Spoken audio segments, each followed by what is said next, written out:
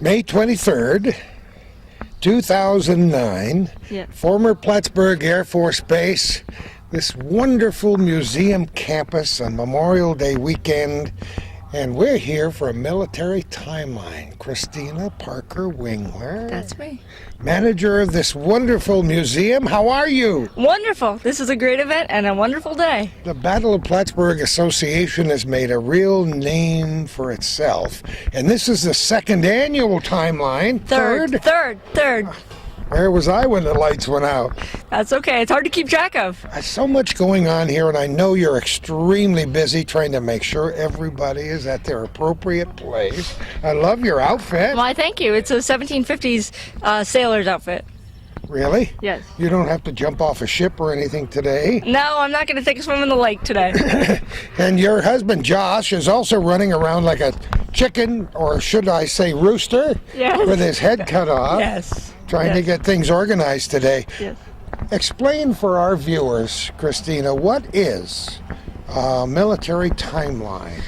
What we do is, rather than a typical reenactment where you represent one particular time period, this is a collection of time periods. We start with 1600s with the Samuel de Champlain era, so appropriate that we're in 2009 and looking back at the quadricentennial. So we start with Samuel de Champlain era and go up to modern military.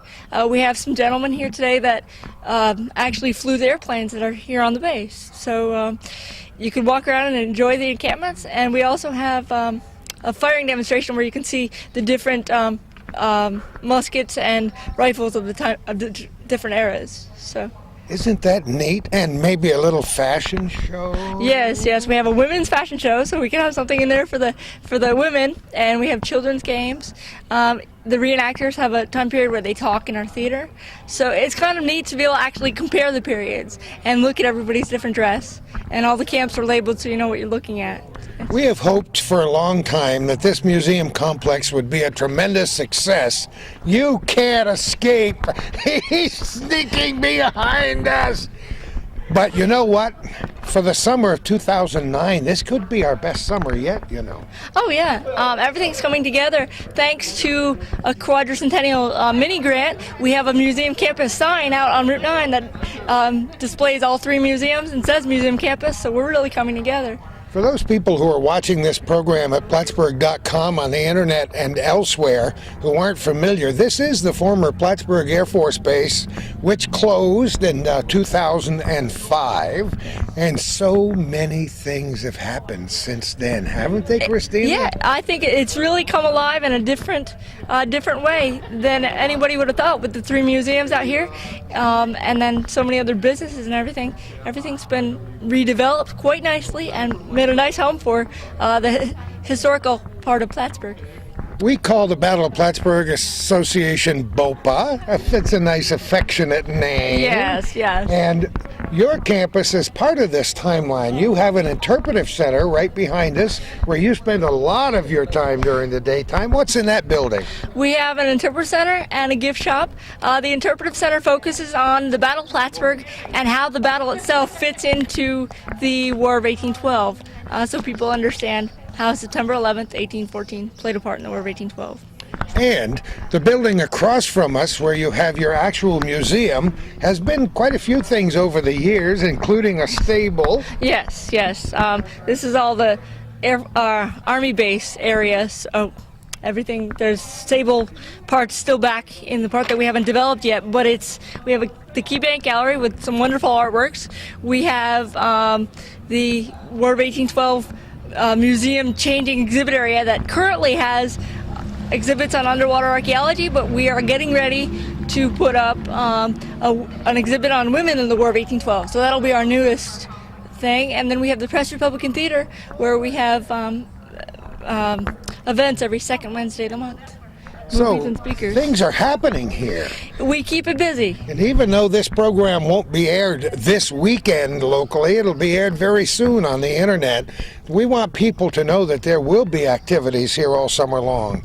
We want people to know that in spite of the fact that gasoline prices are going through the roof once again, Yes. if you want to take a wonderful short trip from wherever you are, come to Plattsburgh and join us, because this is the quadricentennial year, and we've got things happening right through September, don't we? Yes. There's, of course, our big reenactment in September for the Battle Plattsburgh commemoration, and this year the parade theme is the French Connection. So even that's a little bit about the quadricentennial. So there's things going on all the time. So brush up your French accent and come to see us in Plattsburgh. Christina Parker Wingler, we thank you so much for your dedication, for your wonderful passion for history. You're married into a historical family, Yes. and you're married to this spot on Earth right here for a while, aren't you? What I don't learn here at the museum, I learn at home, and I'm a reenactor. So I do this for fun and work. It's great. It's wonderful. We're planning to have some good times here today. We'll talk to reenactors. We're going to talk to the man, Josh, who's working track like him crazy down. to get it going, and tell you all about it. So stay with us. Enjoy. Well, it's a little bit after 10 on the first morning of the military timeline, and I haven't seen any raindrops yet. No, hopefully not. That's no. a good thing. Who are you? My name's Alan Clark. We're from Windsor, Vermont. No kidding. Yeah. Welcome. And we own this fabric store. So we follow the armies usually and sell whatever they need fabric-wise. And a lot of the ladies come over and like to see us. Well, I'd love to see what you've got here. Tell me a little bit about what you've got inside here. On this side here we have linens, cottons on the bottom. On this side here we have wools,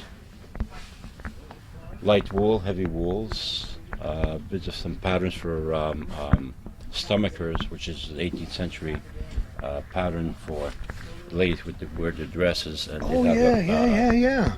No. We have, Now, what time period does this represent? Would you we say? vary between the 1750s up to the Revolutionary War. Oh, no Okay, kidding. we do both. So That's wonderful. yeah, and we have some pottery here. It's actual reproduction of French pottery from the 17th century. Some pewter spoons. Well, you're actually selling things. Yes, we are. Yes, we Oh. do sell. Yeah. We are just our business. I expect to pay 1750 prices though. Yeah. Can you picture that, huh? In gold. In gold.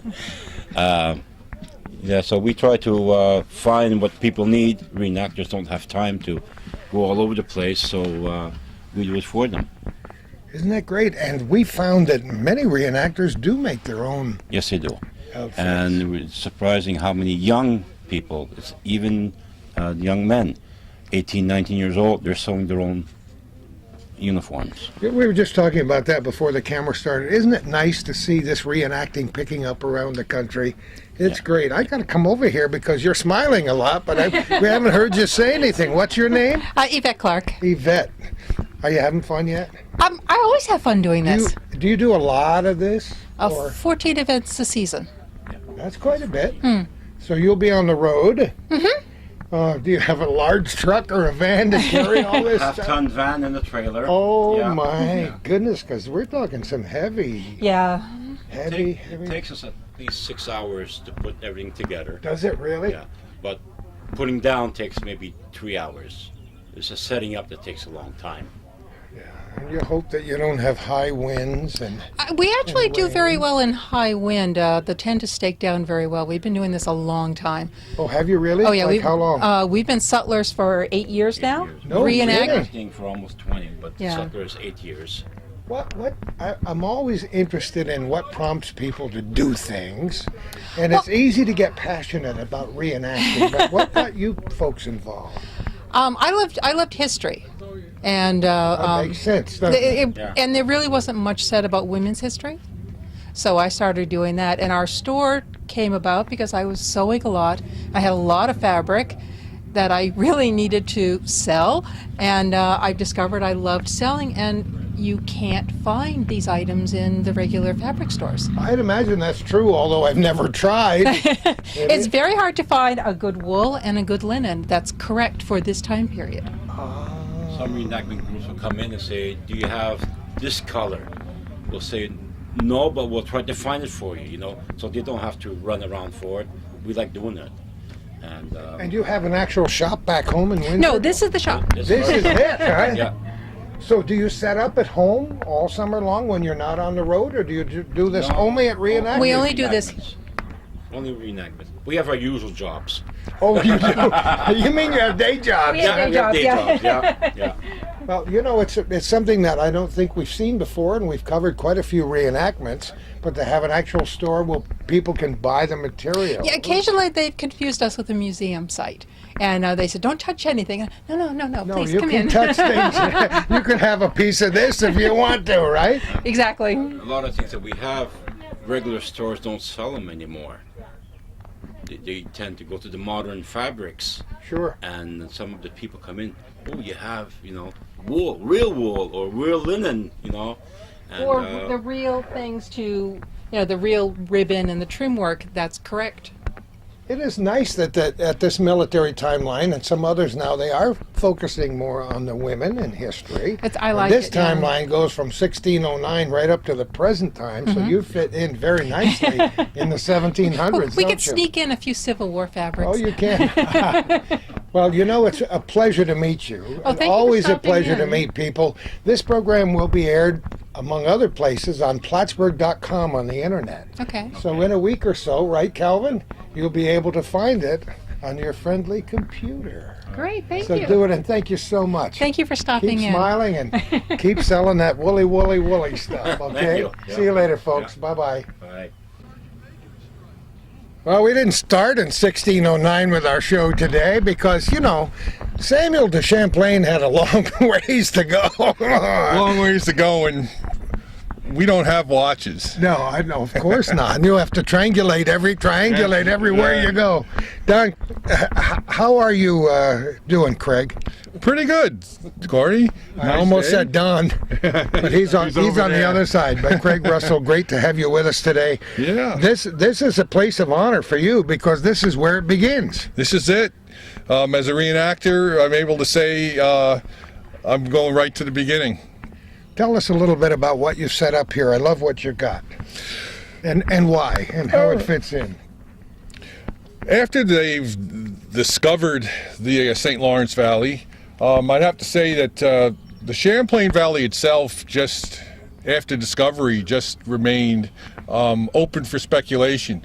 But the St. Lawrence River itself opened up a new avenue for trade with the Indians. Originally, things that the Frenchmen would trade for were actually given as presents to impress the Indians. I also think it actually hooked them into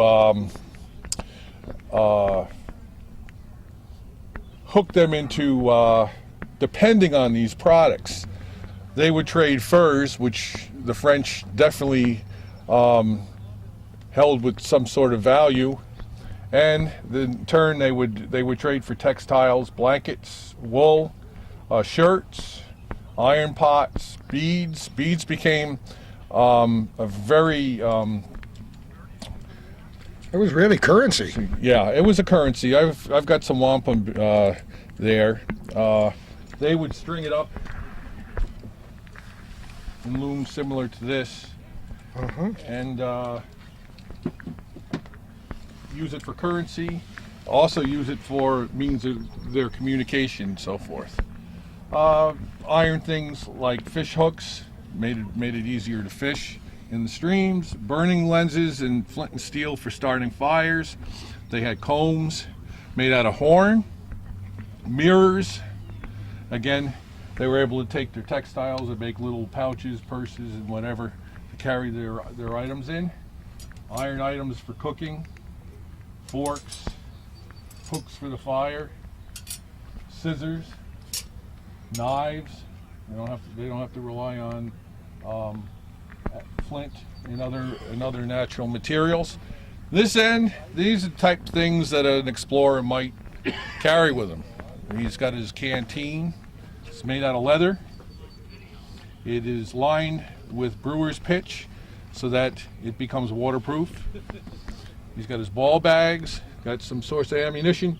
Champlain states that he loaded 3 balls into his musket, of which I doubt very much he loaded 3 musket balls, but that could be the case. But I think what he probably did was he loaded it with buckshot. He was able to make, I believe it was, he was able to kill 2 chiefs right off the bat, which was very impressive. They would have made their buckshot and ball and so forth for their guns in a gang mold. This is a musket ball mold. Horn was a big, well, it was a byproduct of slaughtering your cattle. It was also made into containers. Now, we understand powder horns, but they also made, this is actually a brandy flask. Oh, really? This one actually carries my maple sugar. We learned a lot from the Indians, one of which was maple, the topping of maple trees, and then use the maple syrup of today as a sweetener. Sure, why not? It was a local product. That's wonderful. You got some neat stuff here. I see you got your 7-league boots over there. Yeah, we'll have them on. Boy, look at this. I know you didn't. I know you didn't make those. I didn't make those. Oh, those are great. I can make shoes, but boots, I'm not up to snuff on. Now, you were telling me about this. Did you just get this matchlock, or did you have it? I've had it for a while. Oh, you were telling me last week that you just got a recent gun of some kind. Well, Didn't it's you? for Civil War. Oh, Civil War era. Yeah. Okay. That's for Civil War. That goes to the latest spectrum that I do, 1860s. Now, we're talking, when we say timeline, we're talking about firearms. Yes. From the beginning. Did this matchlock date back to that era, do you think? 16? This one did. Now, This one did. How does it work? Well, like all the even flintlocks, you have to have some sort of ignition system. They learned awful early. You could put gunpowder in the barrel, put in your projectile, and now you needed to have a means of firing the gun. In this case, there is a piece of match. I don't have any out at this point. I keep it safe where it's waterproof. That is lit with flint and steel. You have a receptacle for some priming powder. Now, with a lit match with the priming powder, there's a hole in the breech of the barrel, just like in all other muzzle-loading guns. When I depress my lever, the burning match goes into the powder, ignites the powder. The flash goes into the barrel and ignites the powder charge. And that's pretty simply how it You better hope does. your target stands still a while for all that to happen. Well, yeah, but that's why I like the idea of using buckshot or shot, because it scatters and you have more of a chance of hitting your target. That's great. I'm glad you explained that, because many of our viewers, especially the younger ones, have no idea how a matchlock works. Oh. And they're saying to their parents, you got to have a match in there and light the priming, and then it go, and then it... Like I joke, I says, this is the ancient Bic lighter. Isn't that truly amazing? And you got a little cot here. I got my cot. Whether an explorer wouldn't... I don't think that in those conditions during that time period, you have no way of transporting this type of luxury, so forth. But since we're staying out here at night, I brought it. I think it's great. And you do reenacting for a lot of time periods. Well, all the way to Civil War. All the way to Civil War, and you've been doing this for a long time. Yeah, it was a long time. I was a kid. It was like 1965, I think. It's great. It's a great way to preserve history. And now we're going to move on. Craig, thanks so much. Oh, I want to talk. Come on over here. Yeah, I want to talk about some of this. Oh, this is pretty fancy. Now, Champlain was a cartographer and very excellent artist. And there's a famous sketch he makes of their confrontation with the Iroquois. He states in his journal that this was on a birch bark canoe, which amazes me, where he was able to put on his buff coat, which is a leather jacket, basically a thick leather jacket. He puts his buff coat on and his armor. Well, I have enough of a challenge just to put this but to try to put this stuff on in the canoe rather than even dry land. If he did it, more power to him. That's how he explains it. They learned fast enough.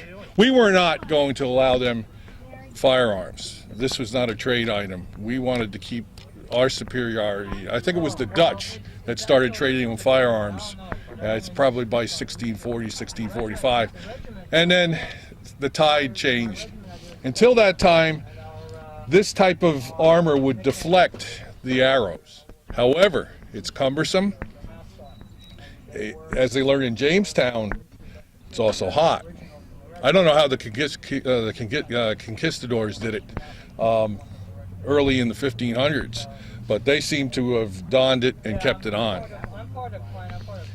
You have Champlain states that he wore a bergenet. This is a bergenet helmet. Also, another piece is a gorget. This is a piece that you could actually wear, and this particular neck piece probably was utilized after they got rid of the body armor.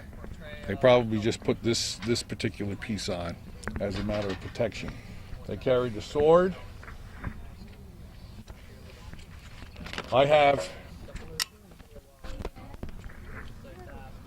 a leather powder flask. They were also made of wood covered with leather and bound on the edges with brass.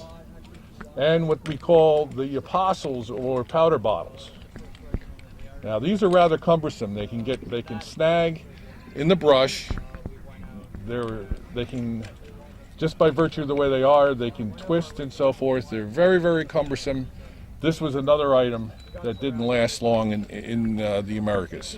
Would there be enough powder for more than one shot?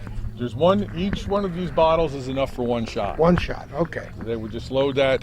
This is suspended on your shoulder, and you would just pour it down the barrel and I then can load. see why it wouldn't be very practical over the long haul, especially in thick undercover. They were still using it in England, in Britain, all the way up till around 1700. No kidding. But it was open area. There wasn't too much forest land. While we were using flintlock muskets, they were still using matchlocks on the continent. We also have an aiming stick. This is a rather heavy weapon. Gordy, you can attest to that. Oh, yes. That's hefty. How much? About 12 pounds. Oh, wow. Maybe 13.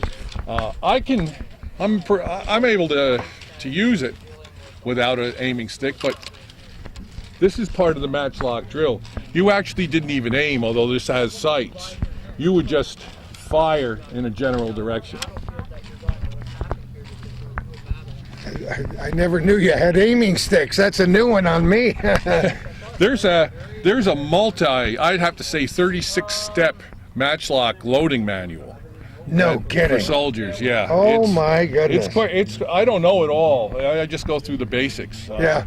I've got the illustrated example. It's a textbook, and all it is pictures. There's no explanation. You just look at you look at the look at the picture, and then you mimic it. Now we're having some weapons will be fired during this military timeline. Yes, twice today. I believe once at 11, and I think 3:30. Are we going to fire matchlock? Going to be matchlock all the way through till I believe Cold War. Yep, 3:30 is the second fire. Yeah, we're going to get to you, Mr. Josh. How are you? Anything else here that you're going to talk to kids about and adults when they come by, Craig? It's pretty much. I've also have some cartography talk. That's great. Yeah. On how they made the maps. We talked about that in triangulation and so on. Yeah. Because he was a fine artist. Fine artist. And Thank goodness he was. So that too.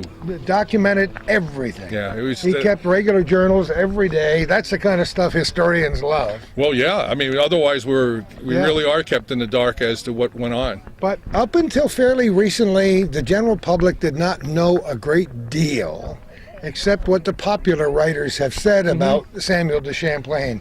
So we're learning a lot more about who this man really was. Really, and his early years still are a mystery. Yeah. They can only judge on where he was born, who his parents were. So there isn't a lot of documentation in Europe. Well, they didn't write everything down, and they didn't have the internet back then either. And then again, we document everything, and when you think about the things that are written in the paper that are not necessarily 100% correct, and then 100 years from now, somebody's archiving the paper saying, well, this happened. Yeah. Well, maybe it didn't. Maybe it did, maybe it didn't. Greg, thanks so much. Take care. Have a great Have a good day. Josh Wingler, how are you, my friend? You're it's the not just man. hometown cable, it's hometown history. Oh, you better hope that it doesn't get to 90 today. That's going to be a little bit warm in that outfit. Well, you can only imagine seeing it on a day like today, but what it was like for the soldiers in Mexico that were wearing this in the middle of a hot summer down there. You know, this is about as interesting a time for us here in the North Country as it can be in terms of reenacting the Battle of Plattsburgh Association, because you're covering a lot of time from 1609 right up through. Well, that's one of the neat things about this event is we're in the middle of the quadricentennial right now, and I mean you can look right here, and here we have the early 1600s, and we're not trying to exclude anyone, but we're picked 1609 as a day you have the first real European explorer coming down Lake Champlain, and right up through just about all your major wars. And even the Cold War. In fact, as Colonel Frank Berry likes to say, he's our pilot here today, he brought the biggest prop of all, the FB-111 that he flew. Isn't that great? And to have, And this is a wonderful spot to do it with, and it's one of the things I always tell people when they visit the museum is that there is so much in our backyard right here. I mean, we're standing on hollowed ground from before the Revolutionary War and continuously up to the present day, because you still have the National Guard based in here and the Army Reserve, and when you look around here and you've got the airplanes from the Cold War, you've got a barracks from the 1800s, you've got the lake where Benedict Arnold is out on, and you've got tons of buildings here from the Army and the Air Force days that are just, I mean, they're all part of the heritage that's I can just here. picture people watching this by mistake. They got on their computer and they wrote in Plattsburgh, and Plattsburgh.com came up, and they got onto this program somewhere in Oshkosh. I don't know why I pick on Oshkosh, but it could be Melbourne, Australia, or anywhere else, and discover this and say, hey, did you know? Look at that. Look at that stone building. Look at these guys.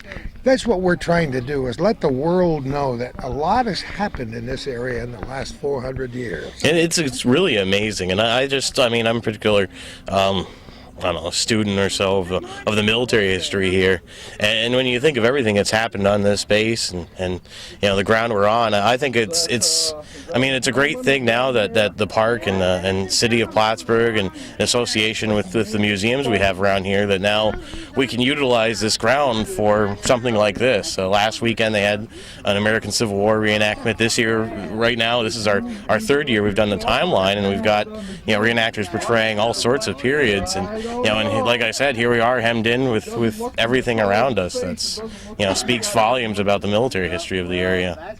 Was it more difficult to set this up this year than in years past? It's an interesting, and running any kind of event, you run into the issues. It's one thing when you go to a military camp structure and you have your tent rows, you have a fly line, things like that. With here, one of the things, this started last year, is the first year we did this, everyone was in a straight line. What happened last year by mistake or accident or happy accident was that we ended up with kind of an arc going on. And this year we tried to keep that happening. And the great thing is you can walk from Samuel D. Champlain all the way around. And the problem with that is you don't know how much stuff, the term stuff, any given person's going to have until they show up.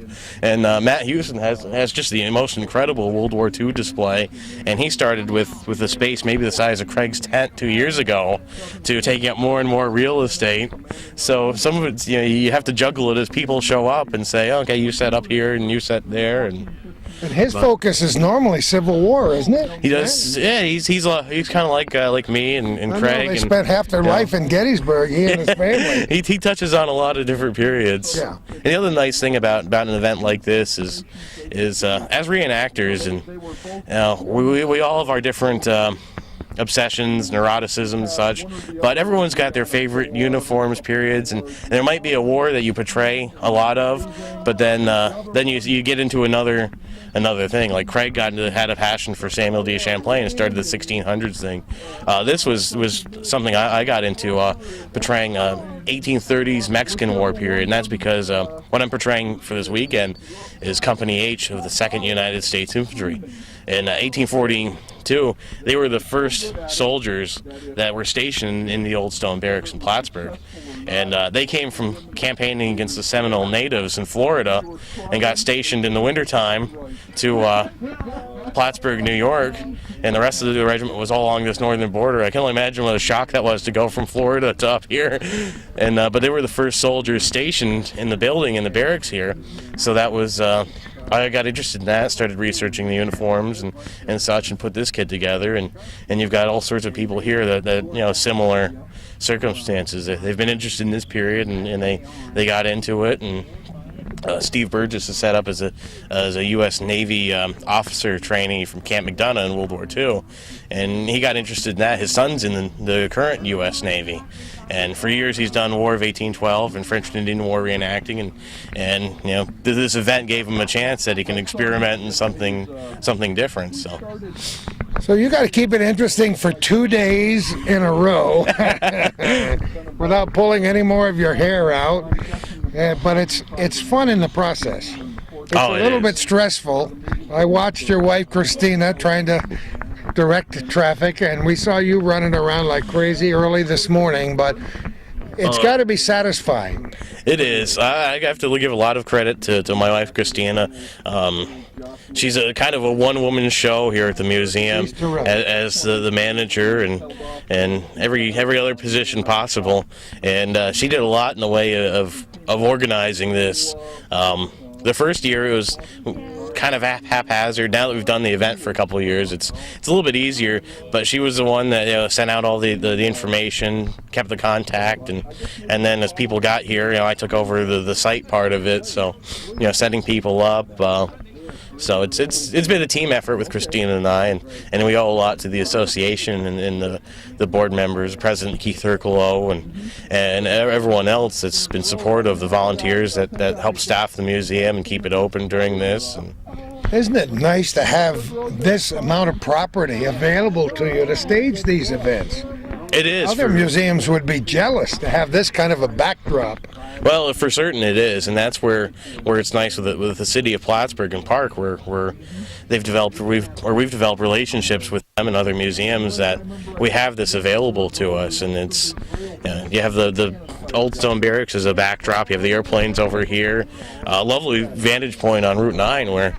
One of the ideals is that people driving by will see all this activity and stop and come in and see what's going on, and it benefits the local the museums as well, because you get people here and they can take a tour in the museum and leave a donation or buy something in the gift shop. So it's and in turn we all buy from as reenactors and coming out of town. We'll run over to the local stores and buy what we need for groceries and supplies like that. So it's everyone kind of. It all goes around. Yeah, we hope it turns into a perfect circle. We're going to walk around, interview people. Josh, thanks so much for all your support and your great passion for history. Well, I really appreciate you guys being here. It's awesome to have the coverage. And I think of a lot of it as hometown history. Any ceremony, any kind of historic thing going on, you can usually count on Calvin and Gordy being there to catch it. It's teamwork all the way around, isn't it? Yes, thank you very much for coming. Thanks again, Josh. And enjoy. Feel free to ask any questions and talk to anyone you need We'll to. do it. It's so neat when we can go right around in a circle from tent to tent to tent and to meet such a colorful character. Oh, good morning. Good morning. My name's Todd Espinoza, and I'm portraying a gentleman volunteer during the 7 Years' War, or French and Indian War, 1763 It ended and began in 1756. That's the official declaration from Great Britain. Although there are some that say it started with George Washington down in Jumonville in 1754. Well, Washington was a colonial at the time. What he did doesn't matter. It's only depending on the crown.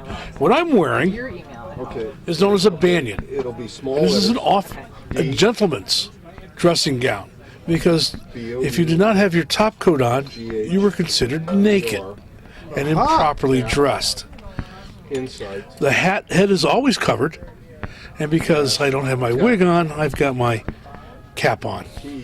Isn't that great? Did you make this? A friend made it for me. No kidding. And this is very, very colorful by today's standards, but it would be standard for a gentleman during the 7 Years War, 1750. What all did you bring over? Where are you from, by the way? I asked you that before. I live in Milford, New Hampshire. Uh-huh. Were you here last weekend?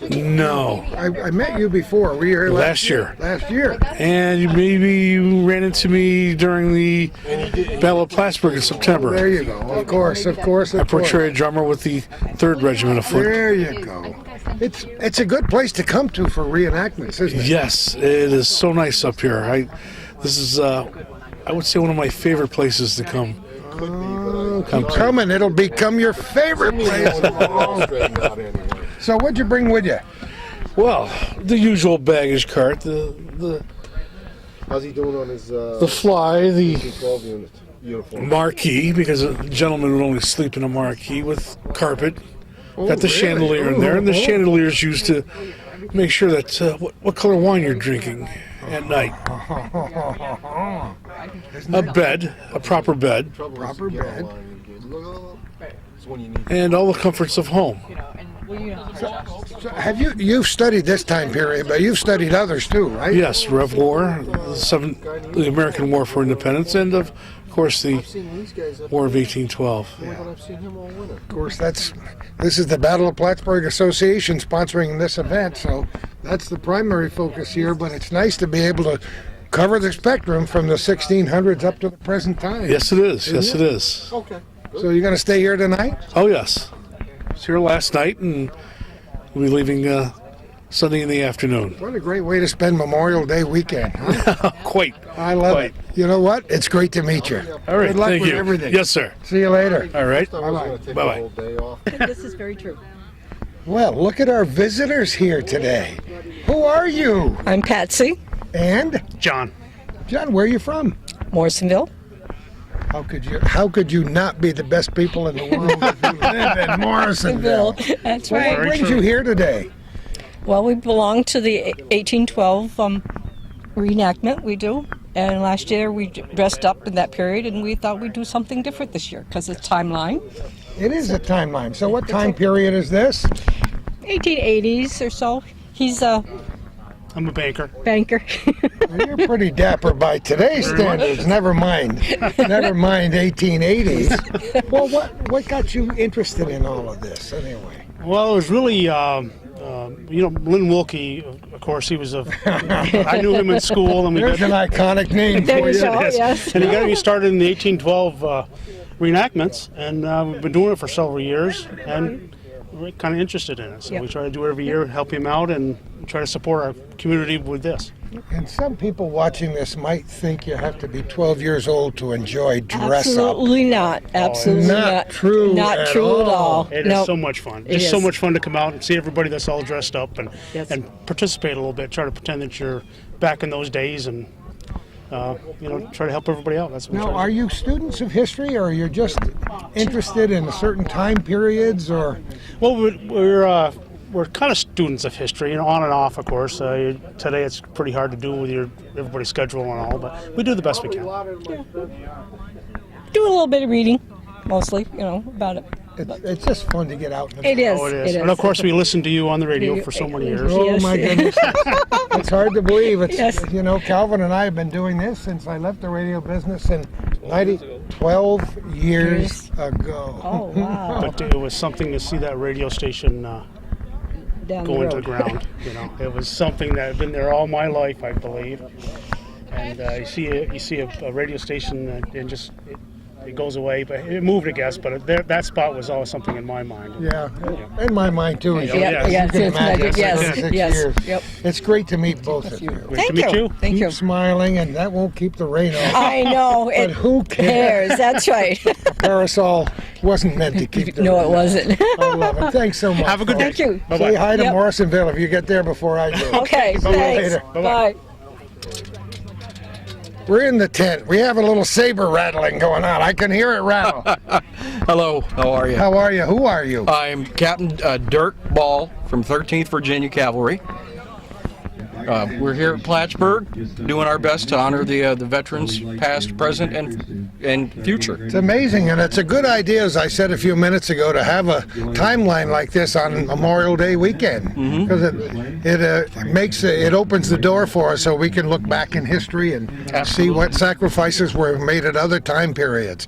So you're representing what time in history? This is 1862 Confederate Cavalry. We're up here, like I said, just doing the weekend with the guys, telling folks about the veterans on both sides. A lot of people forget the Civil War was fought entirely by Americans.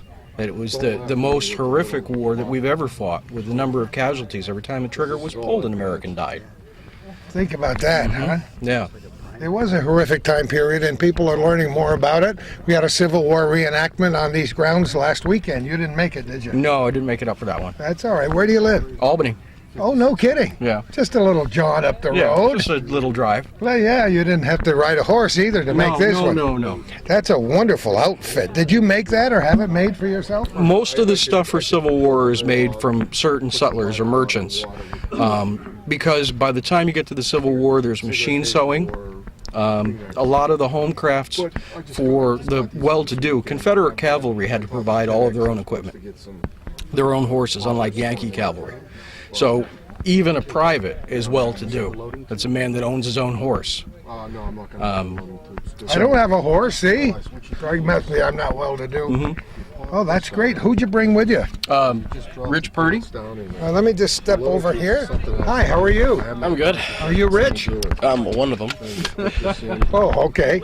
So how'd you get involved with this? Well, my dad just started to do it, so I wanted to do it.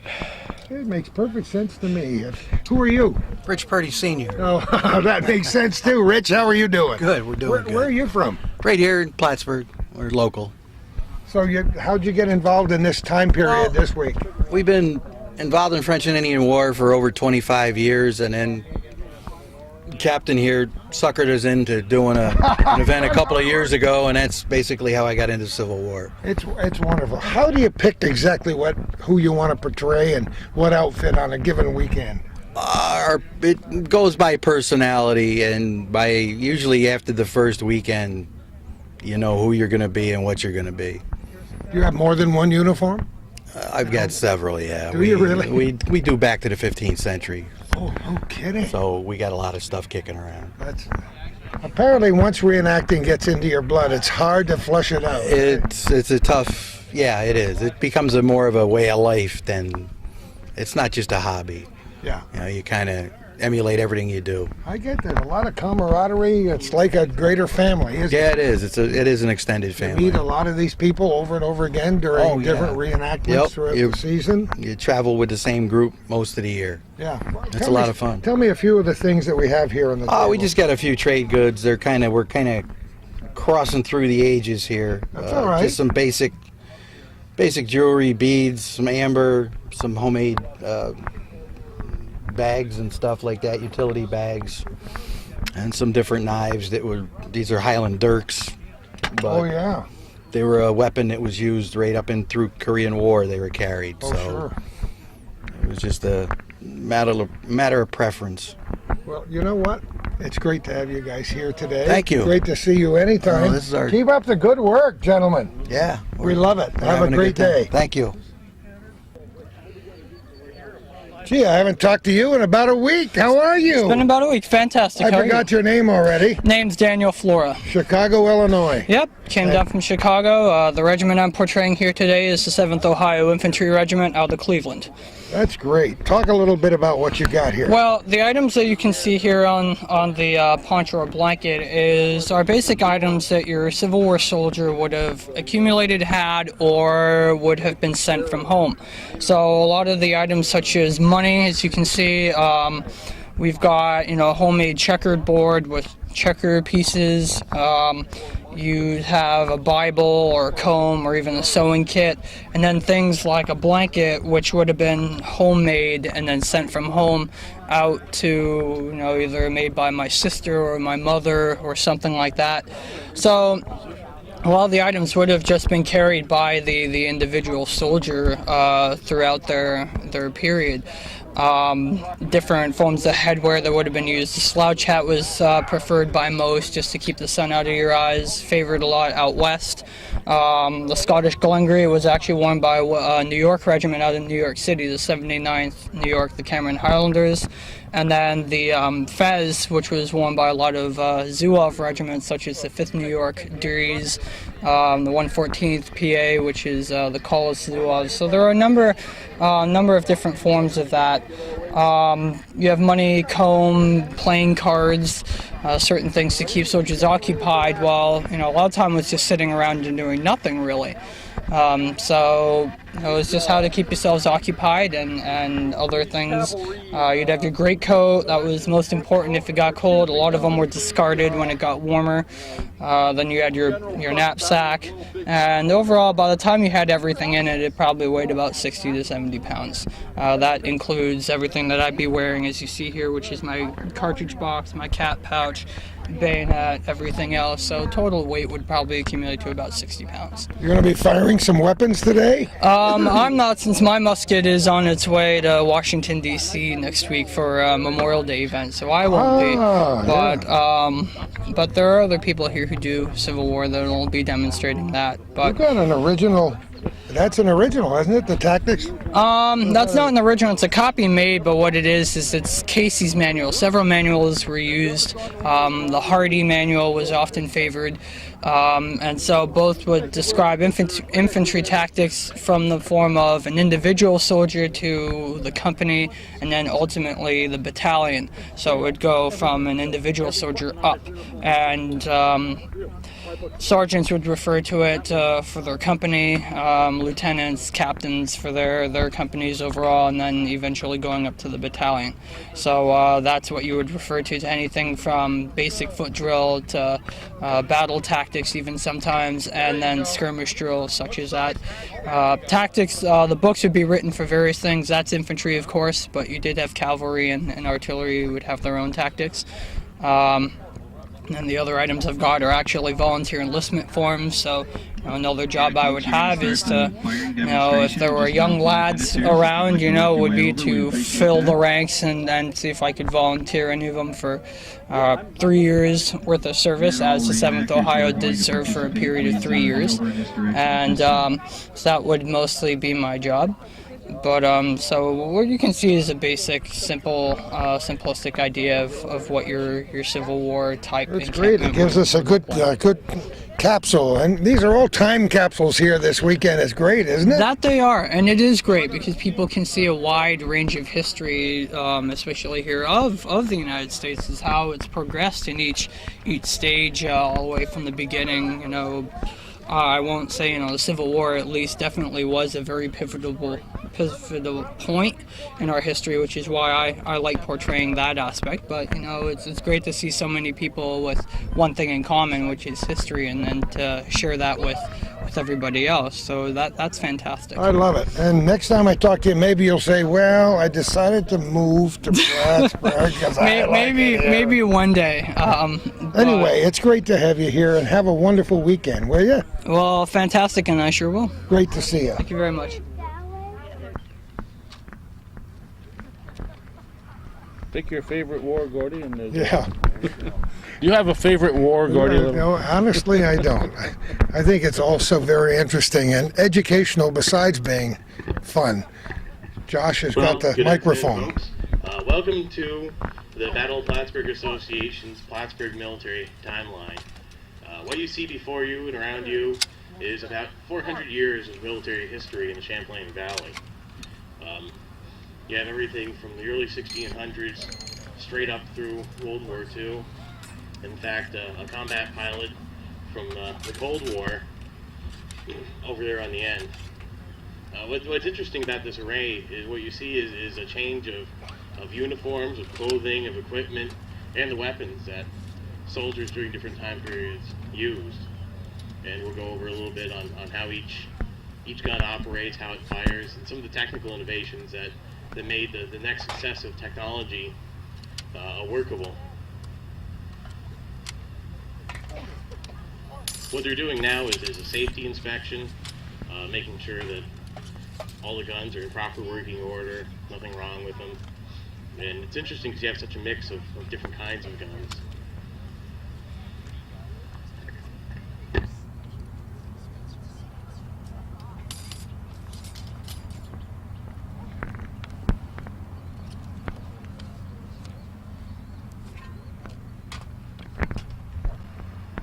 You first see gunpowder introduced into the West coming from China and the Far East in the late 1200s. You see early cannons, other kinds of basic firearms being used. And what happens is they start as real crude, large cannons.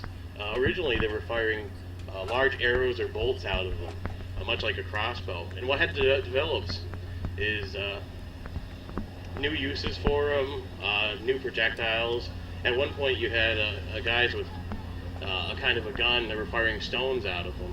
And you get to the cast lead bullet as another technical innovation. One of the first handguns, as it is, was actually a small cannon on a big wooden stick.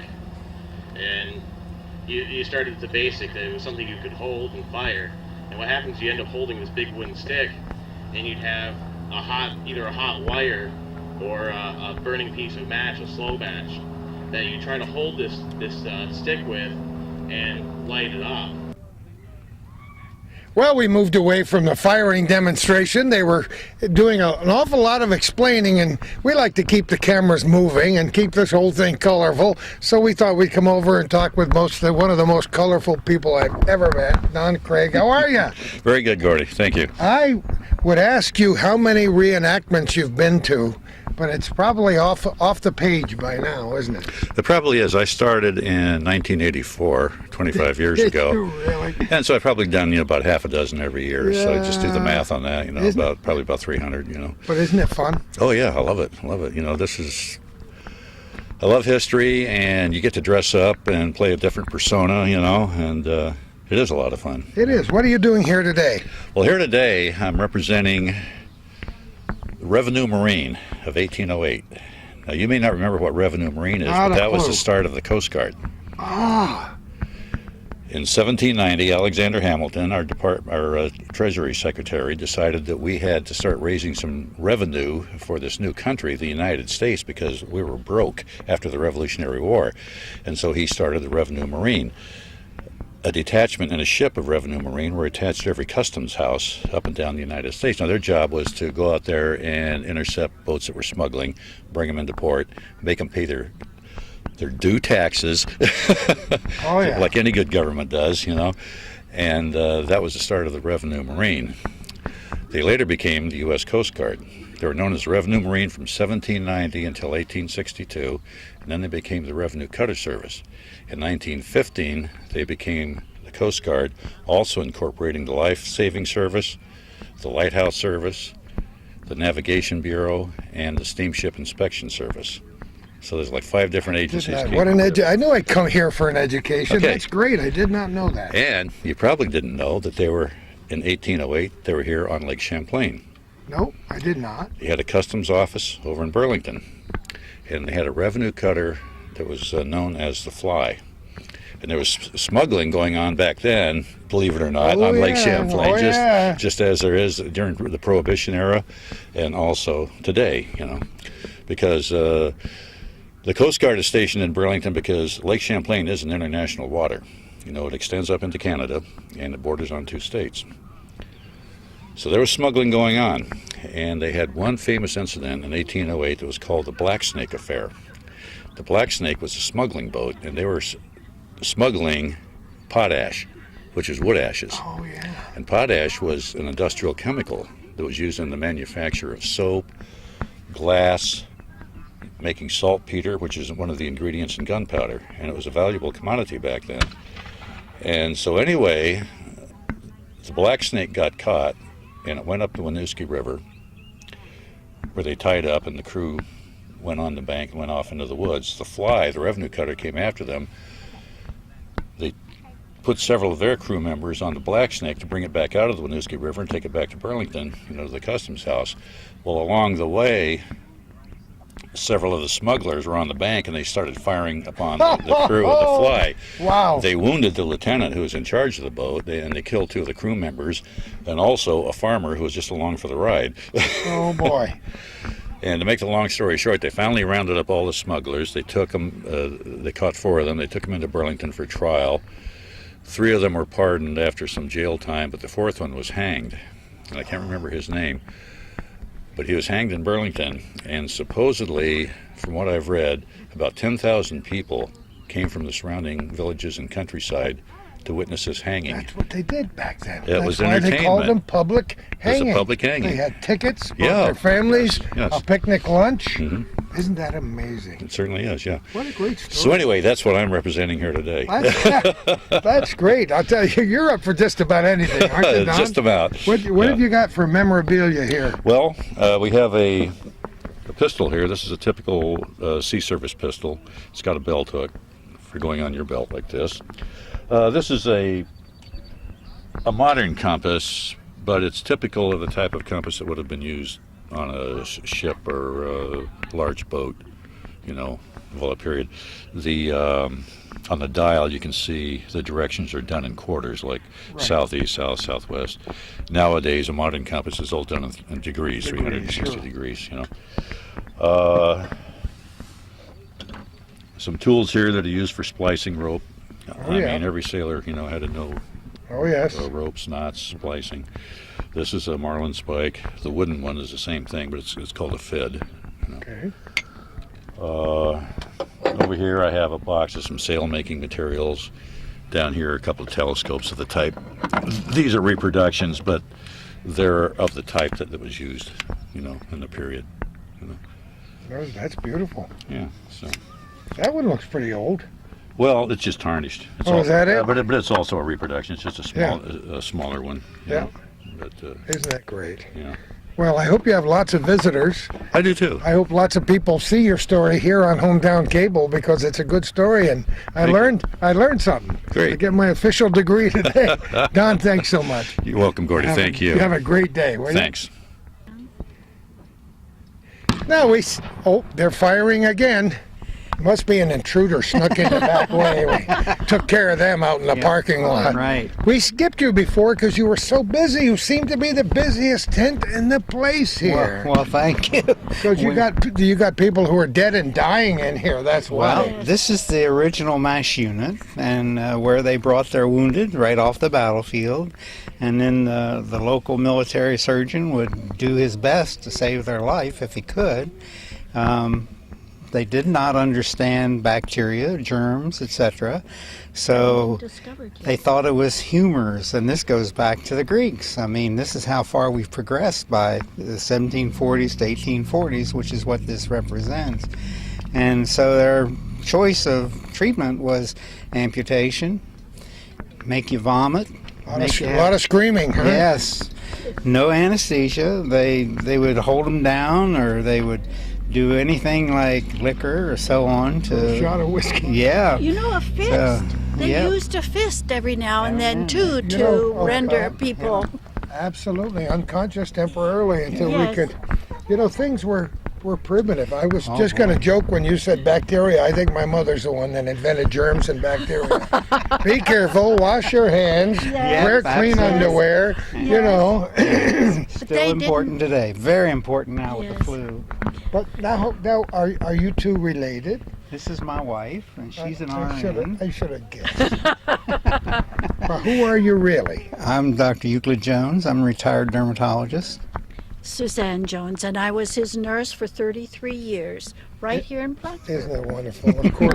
Of course, I knew who you were, but our public might not, because you moved here from somewhere else, didn't you? I came up from Staten Island. That's what I thought. Yes, I haven't been on the Staten Island ferry in a very long time. Yes. Oh boy. What year did you come up here? 70.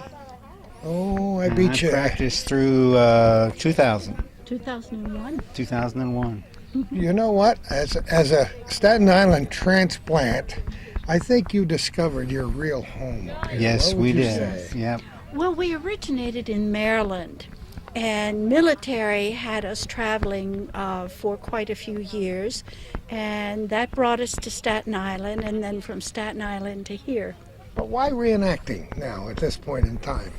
This is a fur piece from dermatology, isn't it? Well, I'm a Civil War buff. Oh, you are? She's a Revolutionary War buff, and you don't have enough Civil War. We up here. can't say never, the twain will meet. So I went Revolutionary War, and I learned about Beaumont and all these famous. We love physicians American here. history. Yes. And this valley is American history. It is. It's just in every Ultimate. layer of the earth and every layer of the atmosphere. Yes, fantastic. Isn't it? It is, and it's so wonderful, and you just can't talk about it enough. And the most exciting thing is to have children come and walk through here and just try and answer the 10,000 questions they're going to ask you. You know, it was so funny because when we started, we had a little boy that was maybe 11 or 12 that was almost attached to Kelvin at the hip, and he Yeah. didn't want to miss anything once that camera got turned on. Yes. But you're right. Yes. Out of the mouths of babes come the most interesting questions. Why did they do that? And How this- did they do that? This puts down the glory of war to show what it really its basics Well, were. So, yeah. We talk about the Civil War being such a terrible, gruesome time, especially for injuries and so on, but all wars Yep. are that way. So what have we got represented here today? He represents a flashback explosion of a cannon, and he's lost a leg. Oh my goodness, I didn't see the leg on the floor. Yeah, and they didn't have much use for him, so they just tossed him under the table and cleaned him out at the end of the day. Like I say, they didn't have any concept of bacteria or germs, so a surgeon would operate on a man, hands, wipe it on his shirt, and go to the next one. Isn't that amazing? Throw some water on the table and get the next Yeah, I patient can up. see your... Maybe you should put this on. Yeah, it was pretty basic, and Oh, we see some of the tools of the trade, right? Yep. We used to- This is what gives doctors the names sawbones. That's exactly what it's Right all here. about. This is for large bones. This is for small bones. This was a very exceptional tool and is still used today in surgery. It just has a motor on it. It's called a trephine. And this opens up a hole in the skull and allows pressure or get to an area where it's bleeding or something like this. Do you know, as we're recording this, toward the end of May 2009, a couple days ago on the national news was a story of a little boy who fell off his bicycle obviously without a helmet on. Yeah. So he suffered severe head trauma. And the local doctor did not have the equipment to drill into the skull to relieve the pressure. So he grabbed a 1/4-inch drill Yep. and did it and saved the little boy's life, which sounds very, very difficult and crude. But here's a little boy who was walking around smiling with a bandage on his head the next day. You know it. When you think Yeah. about it. But the general surgeons, or the practitioners of the day, as well as the surgeons, used this indiscriminately. I mean, they didn't understand head trauma, but they knew you couldn't let swelling occur. So. And you know what we've learned over recent years is that they were performing brain operations and skull operations on the kitchen table. And many years ago is where archaeologists are digging up bodies that have. You're right. Done with a spear point, where Think about and they're healing back. The bones healing back, so they were successful. They did something to relieve that pressure. Yeah. Well, this certainly is a demonstration that's graphic enough to catch the attention of people of all ages, right? Oh, yeah. I love it. You got some very interesting things here, actually. She's my botanist, and so they didn't have nurses then, but the women came in out of the towns and would assist the patients, whether they be relatives or otherwise, and they brought home remedies with them. And these home remedies were the medicines of the day. And guess what? Some of those home remedies are coming back into favor these Yes, days. they We're are. realizing that some of these herbal mixtures actually work. Yes. Most of these were collected just in our garden yard and along Come the on. road. Come on. No. You've got to be kidding me. Well, there's mint, lavender. Did you know that lavender is used for purging worms? Oh, look at the back. I love That it. gives you an idea of the uses they used it for. I mean, they had a use for everything. I don't think these old colonists lost anything. No. It's great. Anodyne, Yeah. anaspasmodic, digestion, liver and bile production. Remember Carter's little liver pills? Remember? And Lydia Pinkham's pink Oh, pills for pale oh, people. No, you're not old enough to remember that stuff. No, but my mother did. Boy, I'll never forget the Carter's little liver pills, right? That's wonderful things that you have here. This is the greatest use for everything. Time. It is still used today in toothpaste because it is the thymol is an antiseptic that we can't live without, and yet it also flavors your spaghetti. Oh, isn't that wonderful? Reminds me of a Simon and Garfunkel song, Rosemary and Thyme. It heals all wounds. Yes, it does. Yeah. There you go. truly Time. amazing. Absolutely. I'm a little slow. It takes a minute.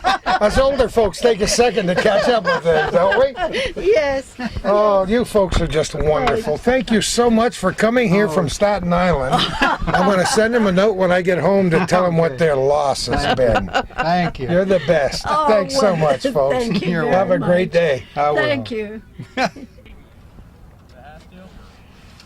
All right, we're back. We've engaged our own firing demonstration. Now that the public has left, we got the kids behind the line. We're representing a Well, we didn't do it. lot of history. Ma Wingler insisted. Oh, that- yes, Bonnie came over and said, yes, we can get them all to fire for you. Bonnie's in the background taking pictures, so here we go. Anytime you're ready, fire at will. He just ran past the cemetery.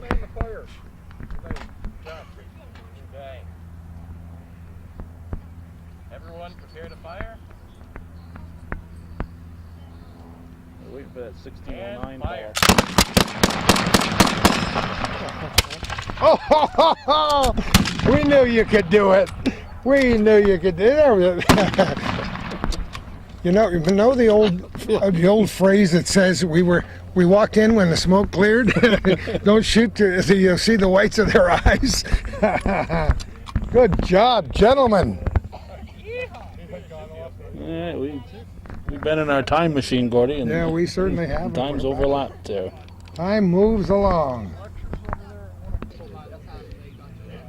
Lynn Wilkie, how are you, my friend? Pretty good for old guy. We heard you with your bugle, boy. How many times? That's a great old bugle, isn't it? Oh, yes, 1892. Is it really? Yes. Oh, my goodness. So what's new at Little Bighorn these days? Have you been out there? Yes, I have. I was out there for a reenactment. I did 3 days of reenactment. It was a lot of fun. I got knocked off a horse by an Indian. Yes, because I wanted to get my grandfather's rifle. Because, you know, my grandpa was commanded by the guy, Charlie Rowe, who was General Gibbons said, go out there, Lieutenant Rowe, and find out what all those soldiers are doing walking around, not in order. Well, he went out there and pop, pop, pop, pop, pop. They were Indians with the costumes on. and later Charlie Rowe became the head of the National Guard in New York State.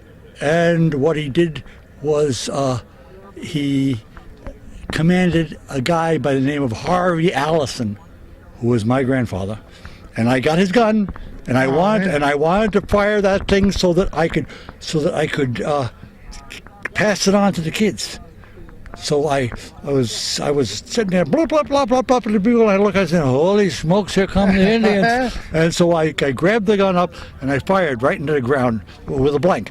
And unfortunately, all of the horses that the Indians had captured, the real Indians had captured, were coming directly at me, and they panicked. And a guy that was kind of chubby came by with his fist, and instead of tapping me, he says, "You're dead." He hit me hard, so my suspenders broke, my pants came. Oh, come on, man. Yes. And he said, "Give me that bugle." And I said, "No, we got to do the rest of the show." He says, "Okay." And then he went off and beat up somebody else. Isn't that amazing? Because the war is still going on, you know. Oh, and the war has not ended. And then we found out that my half-brother, my mother married an Indian. Yeah, they did DNA. And so, hey, I'm on the Indian side. They shouldn't have knocked me down. So that was quite an experience. You won't ever forget that. No. But I got the gun engraved. That's great. Isn't this fun to come here today? Oh, it's wonderful. It's wonderful. And they're using the Plattsburgh Air Force Base for something that's historical, and through all the outfits, the Civil War outfit and the Hart outfits that are going around, running around the Oval, everything is coming back to life again. Isn't it wonderful? I love to see it. We love to see it. We've been promoting it and hoping for it, and here it is. Yes, definitely. So on this Memorial Day weekend, it's a good day for a timeline like this, isn't it? That's A right. good weekend. That's right. And tomorrow at 10 o'clock, if I am capable, without the plugs in my ears, I'll be playing taps over there at the National Cemetery. Post Cemetery. Yes. And we've got a Congressional Medal of Honor. That's right, we do over there, along with a lot of other folks from all periods in history from the very beginning. We should never forget it. Yeah. We should never forget 911. We should never forget anything. Yeah. Because this is a great country. That's great. I'm glad you brought you even brought a telegraph? Come on. Oh, sure. No kidding.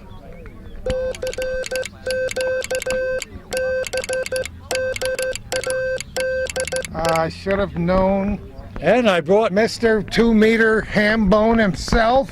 Moxie. Some Moxie. Moxie, that's the greatest thing in the world. Just make you a real man. Somebody, I saw a kid on television who somewhere in the New England states started a club called the Moxie Club. Oh, yeah. And they've reinstituted Moxie in their school in town, and the interviewer said, "What does it taste like?" And he said, "Well, it's been described as a combination of cinnamon and turpentine." That's right. But it makes you a real man. Oh, is it? And so I'm going on 80 years old now. Maybe he said Dr. Pepper and turpentine. Yeah. You're going on 80? No. I'll be 79 in about 2 weeks. You're a teenager. Then I will be a real 80-year-old. You're a teenager. I love it. Lynn, thanks so much for talking with us once again. Thank you very much. Say hello to Peru when you get back. Huh? Oh, that's a good place. It is a good place. Yeah. We got real Indians out there? I know we do. I don't think we do. See you later. We'll see you. Yeah. Matt, how are you doing, buddy? Doing all right. How are you? Haven't seen you since the Civil War last week. Yeah, long time no see. That went well, didn't it? Yes, it did. We were very successful. We were real pleased with it. We had a little bit of trouble with the weather, but it turned out all right. I wondered how many people drowned in the gully over there. There were a few people. From the Confederate Army. There you go. It did rain after we left, and we did feel badly after we went in our warm, dry houses. Oh, well, that's all right. We dried out, too, so. Yeah, you fired more shots than anybody else today. You did it on purpose. I think so, yeah. Isn't it great? What do you got here? Well, right here, this is a display for the island of Saipan invasion, which was in 1944, and the unit I'm portraying is the 1st and 2nd Marine Raider Battalions. And they were specialty Marines, trained kind of in a commando fashion. They also, they took a lot of lessons from the Chinese, who had been fighting the Japanese since before the war had ever started for America. And this is basically what you'd see on the island of Saipan, probably 3 or 4 days into the invasion. Just a basic base camp, some tents for sleeping in, mechanics working on jeeps and that kind of thing. And obviously you'd have to have some protection, so a 30 caliber machine gun emplacement and all the weapons you can carry. Is that your Jeep? Yes, sir, that is my Jeep. You told me last weekend you had a Jeep, and I wondered if you were going to bring it this weekend. That's it. That's my Jeep. Oh, my goodness. What kind of shape was it in when you got it? Was it all restored like that? No, it wasn't. It was in running condition, but it needed a lot of work. The transmission needed new seals, just the basic kind of things from wear and tear. It was running, so I was lucky. I was able to drive it into my garage and start working on it. We tore it all apart and banged out some of the dents, but because the body and the frame and the engine are all original to this one vehicle, we decided not to replace any panels or anything just because it had survived so long that it didn't seem right to take it apart just for the sake of replacing. I was going to say, it just wouldn't seem right. Exactly. And you know there are several World War II era Jeeps in this area. Yes, there are. Did you buy it locally? No, I actually bought mine in Oregon. I actually bought it from... Oh, come on! Yes, I actually purchased it from a veteran who had bought it on a base auction just in the 70s after it had finished its final service. It was used in Vietnam on the Air Force Base to pull F-4 Phantoms out of hangars and things like that. No kidding, so it really has a history. Yes, it does, yes. Don't you love it? I do. They were an amazing vehicle, and for people who don't know the history of the Jeep, study it. There's lots to be learned on the internet, or come out here and talk to Matt anytime. Is that your trailer too? Yes, that is the trailer that came with the Jeep. It's not specifically original to the Jeep because they didn't make them in pairs, but it is a World War II era trailer for a Jeep. Yeah, there's a sign on the back that says left-hand drive, no turn signals. Correct, yes. Don't you love it? They actually had to put those on. They put them on all of them, even though this is the Pacific, and they weren't worried about people not being able to read English or understand the English driving system. But in Europe, they had a big problem because the British all have right-hand drive vehicles, and we have left-hand drive vehicles, no signals. So they had to let people know. It also says max speed 40 because that's what it tops out. Yeah, I noticed that. Yeah. Do you have to have a special license for something like that, or do you? No, you don't need a special license for it. I do have historical plates. It's on a registry of historical vehicles, and that makes sure that it'll be taken care of. You know. Is all this stuff yours, or did you have to round it up for the occasion? It's all mine. No kidding. I own it all. Oh, what I didn't buy, I made. So. Yeah. Yeah. You are just a nut about all kinds of military history, aren't It's you? true. And history in general, Yes. which you always have been. Yep. And it helps when your mother and father are also passionate about it. Yes, it does. It's definitely a big plus. How many trips to Gettysburg now? Well, Since before you could even walk? Yeah, at least 3 times a year since I was born, you know, so... Well, you're going next month, aren't you? Yes, sir, we are. We'll be there for the 4th of July. Boy, what a time it is. Oh, it's a great As time. we've said before, and of course we're talking about the Second World War here, but nobody who has any sensitivity at all can walk around Gettysburg without feeling something. Definitely. It's, the hopes and dreams of 2 very different nations basically met there and came to blows, and really one dream was born and another one was lost specifically at that battle, and I think that's why a lot of people recognize that. Don't you wish you could make a living doing reenacting? I wish I could. If anybody knows how to do that, I would be more than happy to do it. Oh, I don't know. Your services might be required somewhere where they'd have $1 or $2. That would be all right. There's no more fun, is there? Than meeting all your friends, whether they're from Chicago or wherever they might be from? There's no better feeling than getting together with people that like to do the same thing and talk about the same things, and we had a great time. Just last night we were having dinner and we were discussing great battles of the Civil War. How could you not? Yeah. Matt Hewson, thanks so much. Say hi to your family for me and have a great day, will you? Hey, yeah, no Thanks problem. for being here. Good to see you Appreciate again. it. Parade wardens. All right, Richard Wingler, keep it in the family, right? Right. You haven't had to stop any bullets today, have you? No, fortunately I haven't. I've got to be vigilant for those German Nazi aircraft that they might fly over here. You know, I noticed you with your, and we did, as kid, my dad was an air raid warden, and as kids we got up on buildings and looked for enemy aircraft, and we had our little spotters cards and the whole 9 yards, and you got your little whistle. If we have an emergency.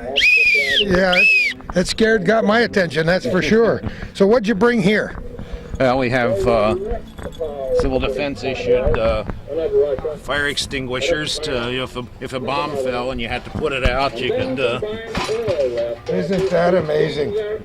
I haven't seen one of those in a very, very long time. If a bomb falls by you, you pick it up in your house, you pick it up and take it outside. Oh, I'm not sure about doing that one. So you even got some old bottles and brochure. Oh, you do have ration books. Right, ration books. The money that was issued at the time, the coins, the first aid, air raid wardens, bomb reconnaissance. The train schedule. Everybody had to travel by train because Hold on, Calvin's getting in there. Everybody had to travel by train because of gas rationing, and of course they did things Eastern War time. Yeah. And because they needed copper for the war effort in 1943, they tried issuing the pennies in the steel. Absolutely. And that didn't work out too well. So in 1944, they switched to use shell casings, which gives them a little different color than and in the background, the unmistakable voice of Franklin Delano Roosevelt. Right. We always had to have the radio on to listen for any news of anything important happening, and so we. And a gas mask. Right. You never know, do you, huh? One with us too, in case you might need it in an emergency, or binoculars for watching the planes. The alarm clocks is a war alarm because of the metal shortage. It's all made out of paper mache. Oh, no kidding! I didn't know that. I remember those lanterns too. Yes. Wow, I love it. Those are great. Look at this. Oh, I got the red light. There it is. The spotlight's on. It's still a working model, huh? I love it. We're going to move along, Richard. Okay, thanks for being here today. I'll keep my eye out for those airplanes. You do it. Let us know. We can run for cover if we have to. Tonight we have to do the test to make sure everybody's blackout shades are down and not letting out any light. We certainly don't want the enemy bombers to find us by the lights of our cities and our homes. I love it. See you later. Make sure our street lights are painted on top so that they don't shine up. You got that right. See you later, Richard. Okay. Have a great day. Boy, that's a pup tent. They weren't kidding when they said pup tent. It's about large enough for a pup and about 1/3 of my body, I think, in there. You wouldn't want to put 2 puppies in there. Oh, no. Look at the signs, huh? 50 kilometers to Berlin.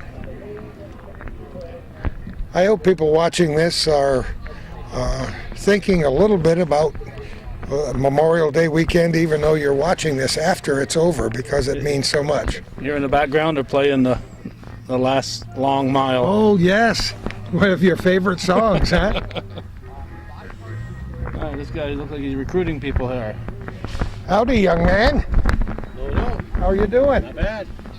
Good to see you. Too. Are you ready? Oh, yeah. All right. We're going. Who are you? I'm representing a trainee at Camp McDonough. It was a naval training station for officers that was started in 1944 and ran from 1944 to the end of the war. Right here, where the base is now. Right here, and we've heard about it before. And what's your real name? Steve Burgess. Steve, we know that, Steve. What'd you do, shave? Oh, yeah. Last night? Yeah. You shocked everybody. Yeah. Poor Bonnie Wingler said, I didn't even recognize Steve when I walked by him.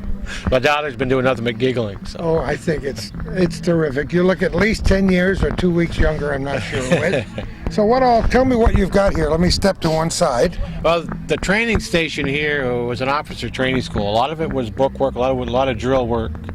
They had representing some of the books that would have been used.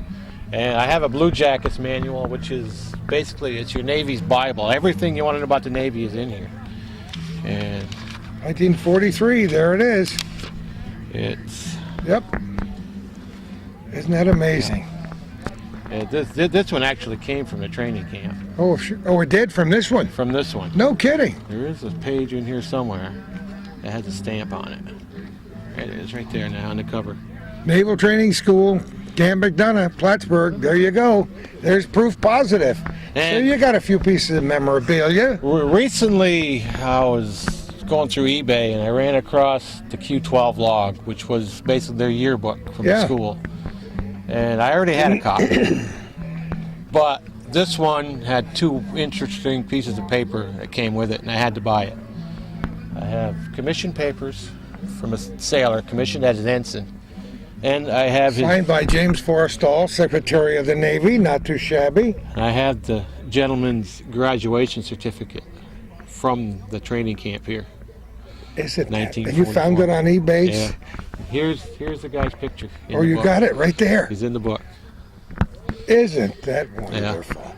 And I got to tell people that Steve is the guy that drives the bus every year when we do our ghost tours for BOPA. We've had fun a couple of years with that, haven't we? A lot of fun, And maybe next year a bigger bus, and I don't know. I don't know. My license didn't allow me to drive it a whole lot bigger. But don't forget the route, Stevie. Oh, I know the route. As long as the rain stops, we're I good. know you do. This is great. Thanks so much for being here welcome. today. We love it. See you later, Steve. Okay. You betcha. That's wonderful. What we're getting them set up to do here is in an FB-111 flight helmet that was used to fly the FB-111 that's parked right out here, aircraft 286. So we put the chin strap on first, and then when we're ready to go fly, we'll put up the oxygen mask, which will let us breathe and talk to people on the ground and the other guy in the airplane with us. If it's just a normal flight, we'll put down our clear visor, so if we happen to hit a bird and it comes through the windshield, it's not going to smash into our face. You never really had that happen, did you? No, I never did, but I was fortunate other folks did. It does happen, as we all know, if we watch any kind of television news these It does days. happen. It can ruin your whole day. If it's a sunny day, we'll put down the colored visor, which I'm hoping I can get down here, but I may have it jammed up. Yeah. So we won't fight. We know it's up there. We won't fight the colored Just visor, but we'll use your imagination. Absolutely. Tell everybody who you are. Hi, I'm Frank Berry. I'm reenacting a person from the Cold War, specifically a Strategic Air Command bomber pilot. Did you fly this one? As luck would have it, yes, I did. Isn't that amazing? My very last flight in an FB-111 was in that jet. I didn't realize that until the mid-1990s when I looked over my old flight log when this thing was parked here. And I found that my very last flight was in that airplane, and now it's here, and we're back too. So you can drive by with your friends from out of town and say, that's my plane. That is exactly it. Where are you originally from? I'm originally from Buffalo, New York. Met my wife, Sandy, there. Hi, Sandy. How are you? And we were in the Air Force for 23 years, from 1970 through 1993 when I finally retired and moved back to, of all places, Plattsburgh. Of course. And how many other families do you think did that after they retired? Lots that I know. Oh, I'm going to bet we've got it someplace between probably 50 at one time, maybe even up to 100. And we never all get together as a group. Well, it's about time. We'll get that old liaison committee back together. And you bet. I remember the days of Clyde Lewis and days like that, and those were some good times. They really were. This was a great base, a great location, a great quality of life, as we said, the first time they tried to close our base down. Sure, and I can't remember how many times they were before until, unfortunately, they were finally successful. Yeah, it's amazing. But you had a long career for how long? 23 years. We were assigned here to Plattsburgh twice, from 1977 to 1982, and then again from 1986 to 1989. And how many people have I talked to who said, yeah, that's one of the best bases I've ever been stationed? Sure, it was always a well-kept secret here at Plattsburgh. Many of the folks who flew the 111s would prefer the other base, Pease, down on the seacoast of New Hampshire. So we kept it as a secret up here that this was the better of the two places. We always said that. We're sorry they closed the base, but we're delighted that it's being used for things like this. Frank, isn't it wonderful? Oh, sure. The historical nature of the Champlain Valley here and the U.S. Military's association with it. Just as a personal touch, my oldest uncle came here for training before World War I. Come on. And we chided the organizers today that they didn't have World War I represented here today because it was such an important part of our local history. Yes, on Hometown Cable today. That's absolutely true. Frank, we're glad to have you here. We're glad you guys thanks for coming by. decided to come back to town. Stick around for a while, will you? We sure will. Thanks so much. Good seeing you. Have a great day. Now I'm going to rescue my grandson. I think that's a good idea. Well, we're in Clyde A. Lewis Park. There's a sign out by the road that indicates that, and some wonderful dedicatory signs right here. First of all, the FB-111A strategic bomber that Frank piloted.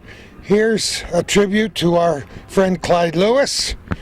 This air park is dedicated to, and all the plaques around here and the other planes involved are wonderful in memory.